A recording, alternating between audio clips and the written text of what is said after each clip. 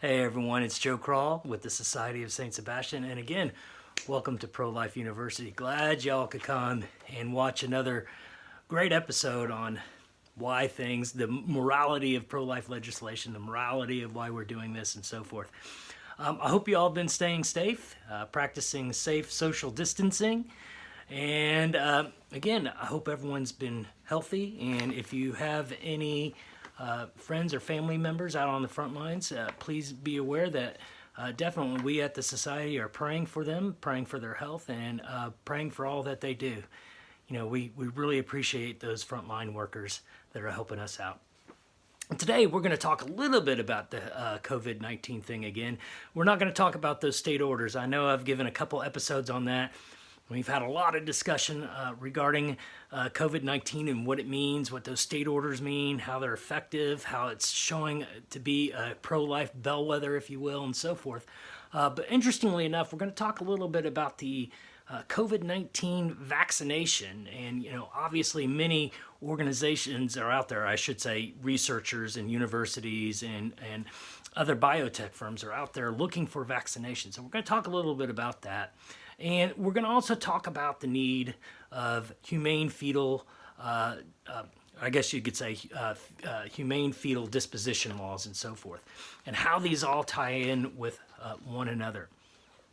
As some of y'all may be aware, and if not, definitely check it out. You can definitely find it on the U.S. Catholic Conference of Bishops website, especially in their Respect Life program, their pro-life department.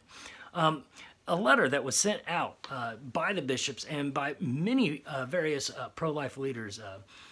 So, for example, we have folks that have signed on from Live Action, so Lila Rose, Kristen Hawkins from Students for Life, and so forth.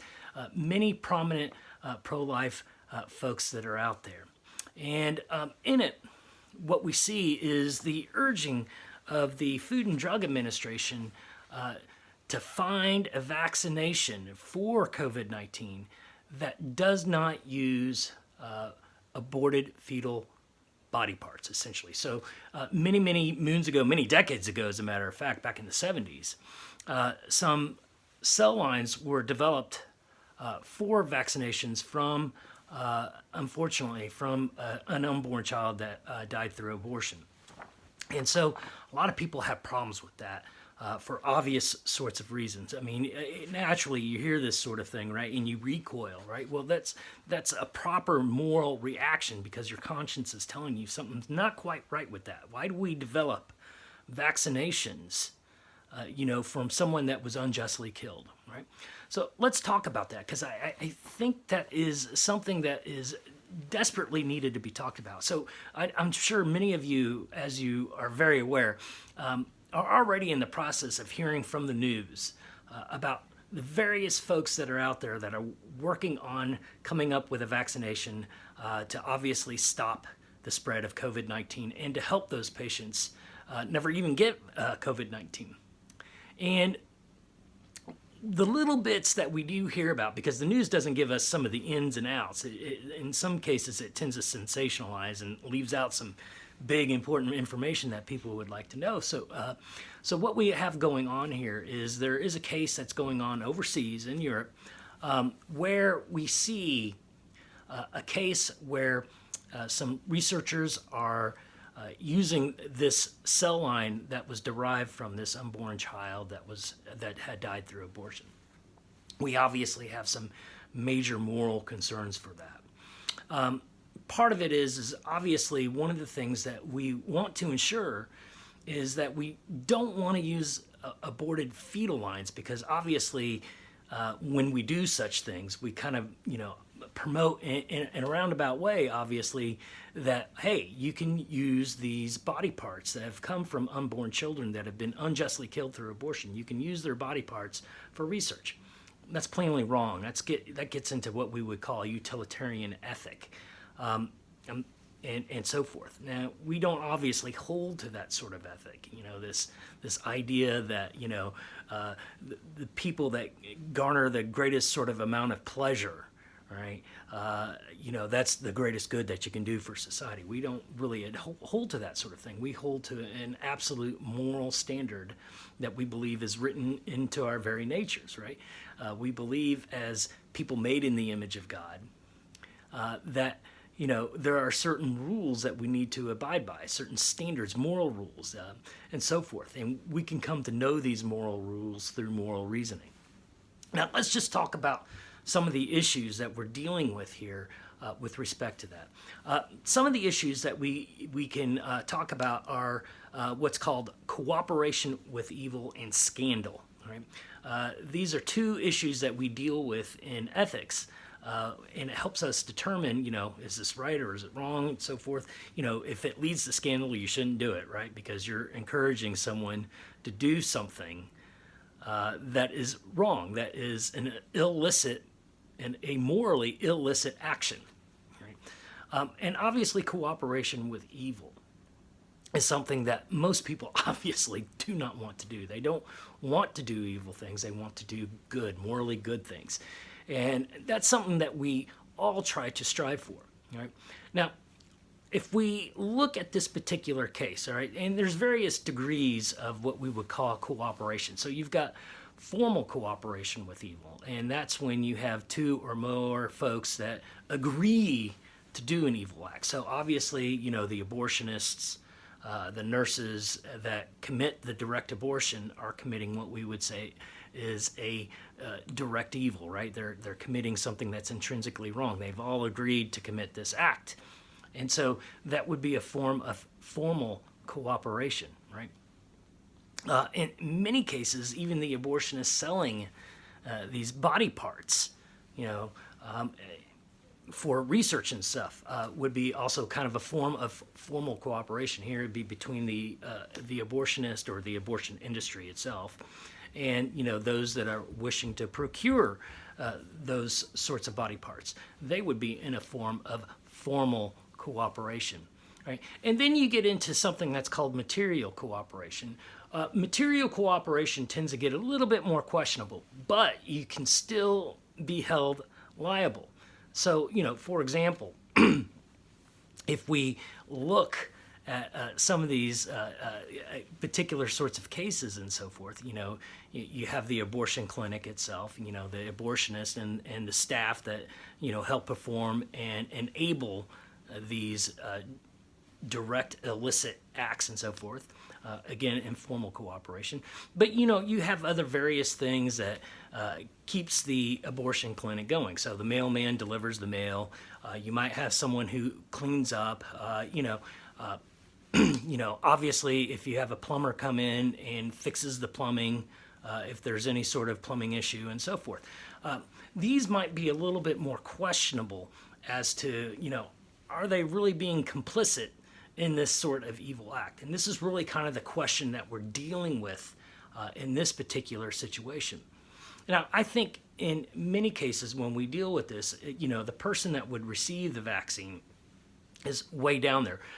But they certainly should, and if they know that this is the case, hey, I know this has come from a line of cells that have derived from an unborn child that has died through abortion. There's some question there, and legitimate question and so forth. And to some extent, that gets into the issue of scandal as well. Obviously, people don't want to be scandalous. If they're going in, they see themselves as faithful Catholics or faithful Christians, or just a good person in general, and they hear that this sort of thing is going on. They may have a legitimate gripe in saying, no, I don't want that vaccine. And they really have a leg to stand on because it's come from, obviously a source, obviously from an aborted unborn child. And they have problems with that. And they don't want to give other people the impression, since, they see themselves as good, they try to live a good life and so forth. They don't want to give other people the impression that this is okay, right? And so in many respects, this is the sort of thing that we're really looking at when it comes to this. So when, all these pro-life leaders send that great letter over to the administrator of the Food and Drug Administration, this is basically what they're saying. They don't think it's good because these people want to live a life and they don't want to give the appearance of scandal, right?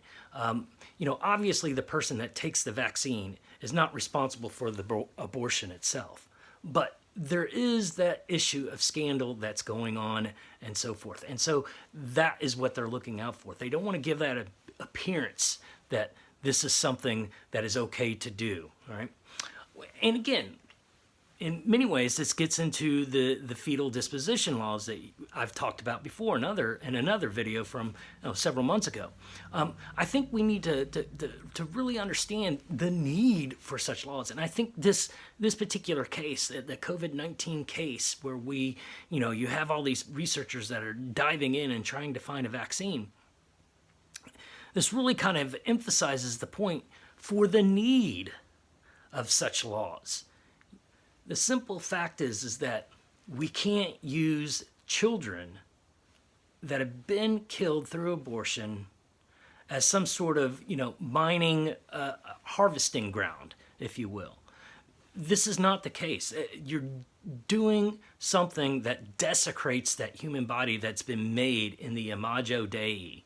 So it's important to note, right, that in many cases, where this sort of thing is going on, it's important for, obviously many states to ensure that, hey, we want to ensure that this child, while he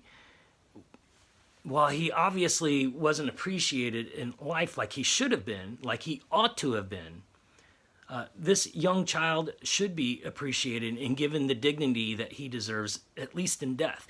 And so that's why we see these big pushes for, humane fetal disposition laws. And so I think this case really kind of gives, a good push and a good reason why we need to push this sort of thing. I think we all agree as pro-lifers that this child that was aborted many decades ago and has had his body parts used, if you will, for research, wasn't given the proper dignity that was due to him.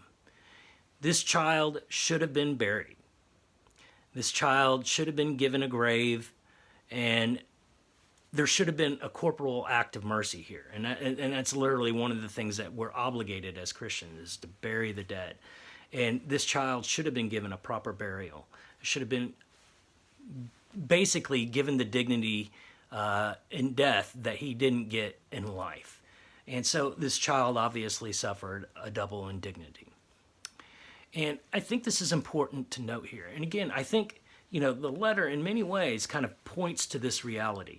We know that every child ought to be respected, period. And the law ought to protect them.